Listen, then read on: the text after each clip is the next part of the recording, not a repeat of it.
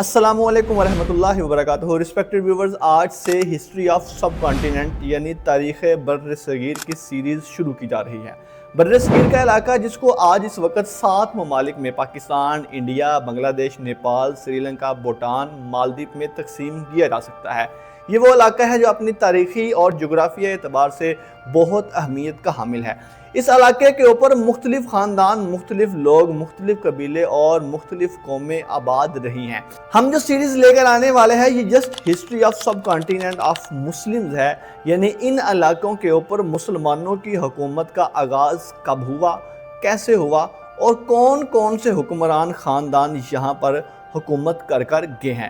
اس وقت 2025 میں بات کی جائے تو یہ علاقہ مختلف ممالک میں تقسیم ہو چکا ہے، لیکن یہ علاقہ ہمیشہ سے ایسے مختلف ممالک میں تقسیم نہیں تھا، بلکہ اس کو جسٹ ایک سب کانٹیننٹ بر صغیر یا ساؤتھ ایشیا کہا جاتا تھا۔ اگر ایک بات کی جائے جنرل اوور ویوز کی تو اس علاقے کے اوپر 712 میں محمد بن قاسم کی آمد کے ساتھ ہی اسلام کا باقاعدہ آفیشلی آغاز ہو جاتا ہے۔ محمد بن قاسم وہ پہلا شخص ہے جو اس علاقے میں اسلام کی دعوت کو باقاعدہ فوجی انداز میں لے کر آتا ہے۔ یہ وقت ہے 712 عیسوی کا۔ محمد بن قاسم کے بعد غزنوی خاندان، غوری خاندان، خاندان غلامہ، خلجی خاندان، تغلق خاندان، سید خاندان اور پھر لودھی خاندان جس کے سردار ابراہیم لودھی کی 1526 میں ظہیر الدین بابر کے ساتھ پانی پت کی پہلی جنگ ہوتی ہے اور مغل حکمران حکومت سنبھالتا ہے۔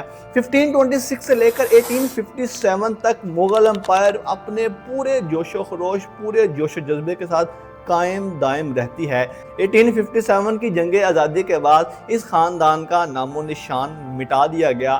بہادر شاہ ظفر کو رنگون بھیج دیا گیا، جہاں پر اس نے کہا تھا کہ کتنا ہے بد نصیب ظفر دفن کے لیے، 2 گز زمین بھی نہ ملی کوئے یار میں۔ آنے والی سیریز میں یہ تمام خاندان جن کا نام لیا گیا ہے اس کو 1 بائی 1 ترتیب کے ساتھ دیکھیں گے۔